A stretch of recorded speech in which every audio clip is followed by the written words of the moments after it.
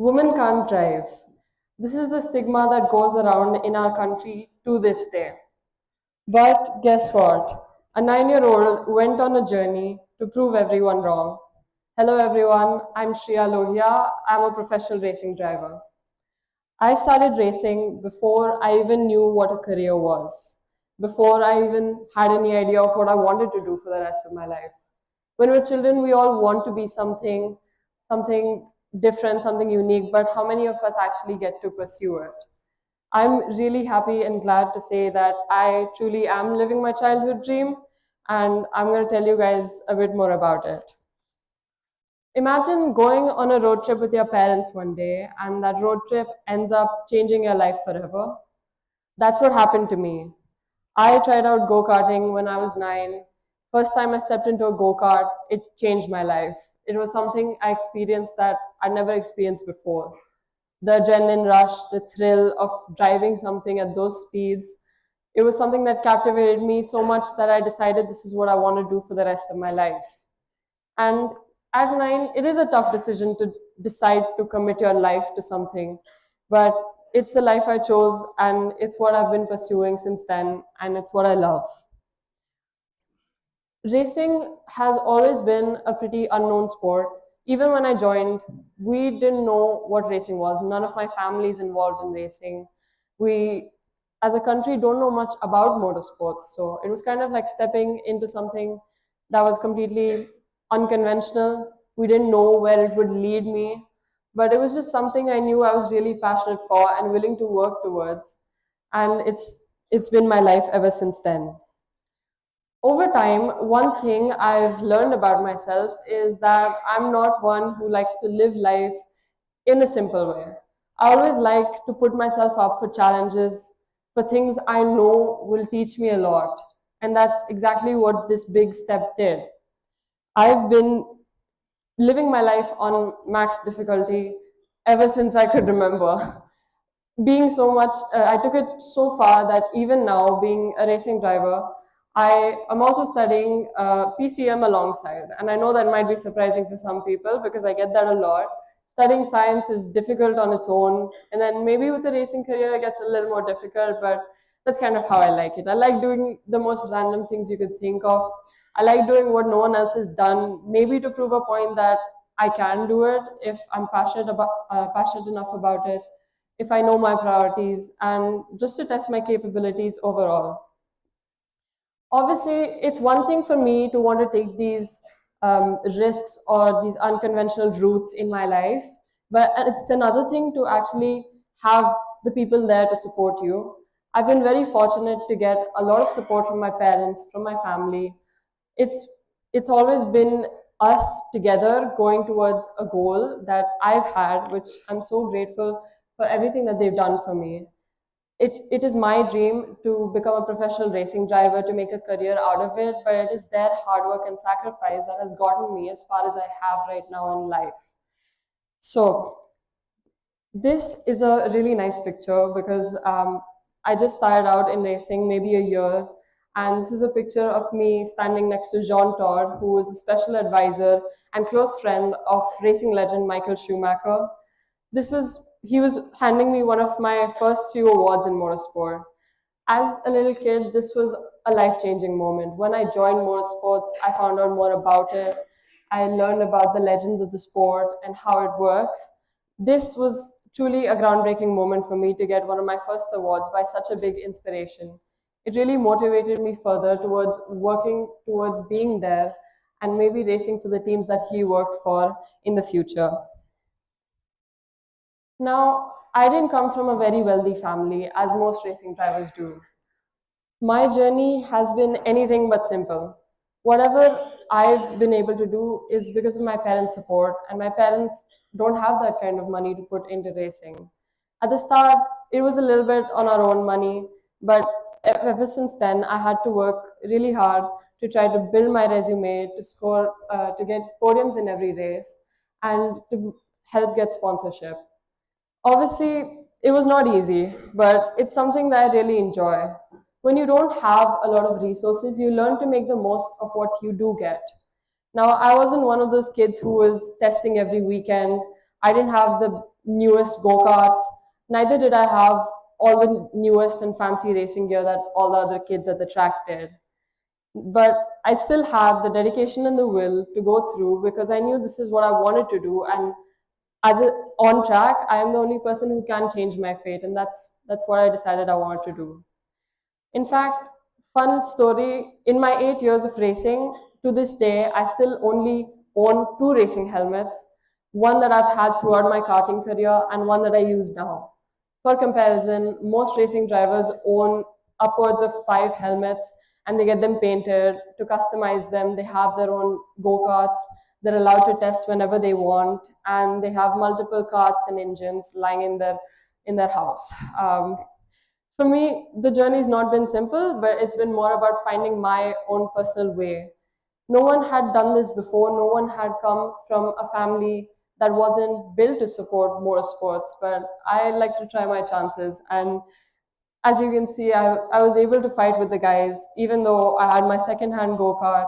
I knew I was on the backhand with less testing, with less experience. I knew I was going to compete with more experienced drivers, but ultimately, I was able to get good results. I was able to push myself and stand on top of the podium in what is a really male dominated sport.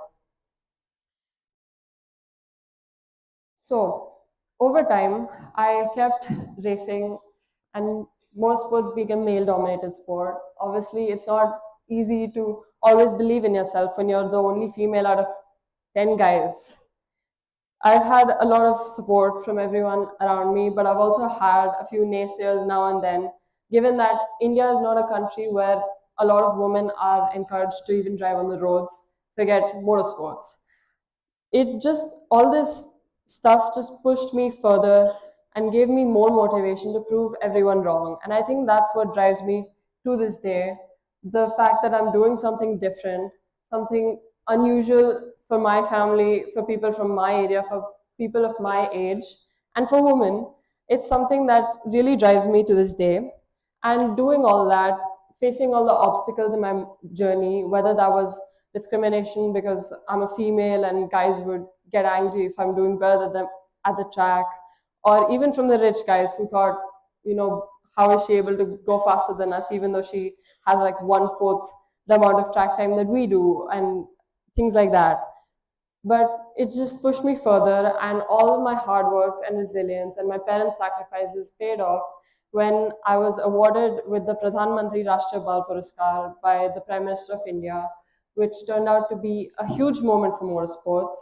It was one of the first times that motorsports was recognized directly by the Prime Minister. I've been the first female in motorsports to be recognized by the Prime Minister, which I think is a really big deal. And that just motivated me even further, even though this is a path that is not so conventional, that we don't know where it goes, but it's something that really gave the boost to my career that I needed, that put away all the doubts and challenges that I would have when I would stay up at night and think, how will I actually race? I don't have the funding, neither do I have the connections. How will I fulfill my dreams? This was a life-changing moment that absolutely pushed me to propel even further in motorsports. There onwards, I worked on building my confidence, on being my biggest mental support, and I was able to represent India internationally um, along in a group of about 14 girls selected from all around the world. I was fortunate enough to represent India and Asia in this shootout program that happened in France. And it was a really fun experience where I was able to learn so much. I was representing a country that has huge dreams for motorsport and a lot of potential to build racing drivers and to prove the stereotype of women drivers wrong. From there, when I was 15, when I was 15, I had a lot of people around me who were just focusing on maybe what their next hangout spot was going to be, or what they were going to do at the end of the week, or maybe on their crushes and that kind of stuff. But my life was quite different to that. I didn't have time to think about any of this. I was busy trying to think of ways to build a resume, to get opportunities, to get ahead because I didn't have the exposure that everyone else did. I didn't have the connections. It just pushed me even further. I tried to add a lot more, like here in this picture where I learned how to drift. Even though I can't legally drive a car at this point, I did learn how to drift, and that was a fun experience. And maybe when I get a car, I'll start having a bit more fun. But since then, I've always been challenging myself to learn more, also because I want to prove a point to myself, to my family, to my country, to the people who always doubt females in general. I've always wanted to try to push past that and get to the highest level of motorsport. This is me racing in the MRF F2000 Championship when I was the youngest ever female, and I think the first Indian female to race these cars, which are close to Formula 3 level cars. And it was just an amazing experience. I've obviously, in some ways, it's difficult to be the first. If you're the first female, you're kind of like a test subject. It's not been done before, so you don't know how it's going to turn out. And maybe sometimes people take you as an example for all women, which is not really the case because everyone has their own individual journey. But that just adds to the weight of the pressure that I carry each time I'm on the racetrack. I'm not just representing myself, I'm representing female drivers in general. So I know I can't mess up because if I do, I know what's going to follow. My life has always been about making it to the top of motorsports, and this has been most of my life. I've raced in the Indian Formula 4 Championship, in the MRFF 2000. I became the first female to race and score points in the Indian Formula 4 Championship, as well as the youngest female to ever race in the championship, as well as the MRFF 2000 Championship, along with getting a lot of awards from the Federation of Motorsports Clubs of India, which is the governing body for motorsports in India. I've really been fortunate to get that support, and each trophy, each award has just been proof that giving it your best each day really pays off when you have the dedication and when you just refuse to give up on a dream that seems so impossible even at times. For me, motorsports to this day is still not a guaranteed future. I still don't know what the future holds. I don't have the connections, I don't have the funding, but I do know that my resilience will get me somewhere. I do know I want to continue representing India abroad. I want to change the perception of female drivers in India. I want people to accept that females can be good drivers and sometimes even better than the guys, which I've shown a lot on track. I've spent my life choosing a different path, and it's been really rewarding.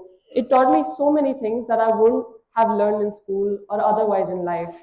These these lessons from motorsport always make me a better person. I've never thought that a sport could teach you this much, but I only realized that when I joined the sport, and to this day, I think I'm a lot wiser as a human than I would have been with my sport otherwise. I've always put aside the stereotypes. I've worked for my career, and beyond my sacrifices, my parents are truly the ones who have made the biggest sacrifices, financially, mentally, being there with me on race weekends every single time. It's not easy for them, and to even hear the comments of of some people saying, why are you putting your daughter in the sport? She doesn't belong there, or this is, for the guys, or what is this unconventional path? Make her do something that you have a guarantee is gonna get her a good job or a secure future. But my parents have never listened to them, and truly they are the reason why I'm even standing here today. What if I was to give you guys some advice, which probably wouldn't be taken as seriously because I'm a bit younger than you guys. But if I was to give you any advice, I'd probably say that as what I've learned from my racing journey is that there's good times, there's bad times, but at the end of the day, we all only have one life, and I think it's best that we rather spend our life chasing our dreams, doing what we love so much, than looking back and thinking maybe I shouldn't have done that, maybe I shouldn't have given in to what others wanted me to do or what people thought was right for me. You really have to go out there and ask yourself, what is it that you are willing to give your 100% for? What is that dream that you think about every night when you go to sleep and every time you wake up, that you think, I'm going to work towards this today. I want to do this for the rest of my life. It might be a big goal, or it might be a small goal. Maybe you want to be something big in life, or it's a small short term goal. I would really just tell you that please do not give up on your dreams, because we all only get one life, and if we spend that whole life listening to what others have to say and what people who are living lives that we don't want to live are telling us, then what's really the point? It's not your life anymore if you're always giving in to what others want you to do. I would say really give it your all. There's going to be challenges. Taking a unique path comes with unique challenges. And I've faced that myself. I've had a lot of obstacles and struggles along the way, but I wouldn't consider them struggles because this is the path I chose. And they're just difficulties that come with it that I'm ready to bear because I know that this is what I love and I'm willing to do whatever it takes to get to the top and to live out my dream and to make my parents happy. I think this is the thing I would tell you guys, that at the end of the day, it's you who should be satisfied and we should not give in to what others tell us to do. If it is a small thing or a big thing, I encourage you to go ahead to do it, to do what makes you happy, even if it makes you sad at times, even if it makes you question your future at times, even if it makes things a little more difficult for you, having to balance your boards, which are in a month, and giving a TED talk about your racing career. I would say just go ahead, do it. There's only one life, and I wish that all of us make the most of it. And I want to end with a note saying that I'm 17 and I still don't have any idea what I'm picking for my course in college. So please don't ever feel like you have it all figured out. None of us do. I think it's about taking the journey, stepping in, and figuring things out along the way. I think that's the most important thing. I'm still young, I'm still figuring my life out, but I really hope that every single one of you can get up and get the courage to do something that really makes you happy and to put aside the noise, put aside the voices, because trust me, there's going to be a lot of them. But I really hope that all of us can live a very fulfilling life and make sure that we lived most of what we could on this earth. So yeah, thank you.